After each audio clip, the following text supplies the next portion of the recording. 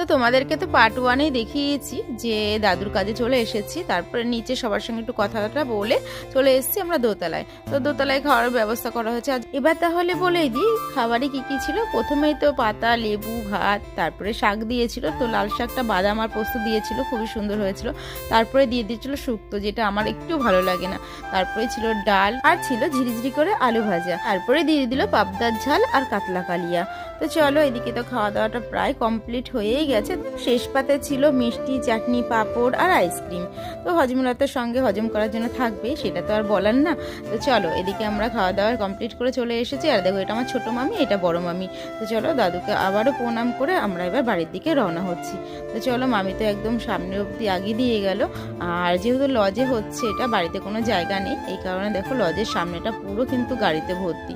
তো চলো, মামিকে টাটা করে আমরা কিন্তু টোটোতে উঠে পড়েছি। তো আইসক্রিমটা টোটোতে বসেই খাচ্ছি।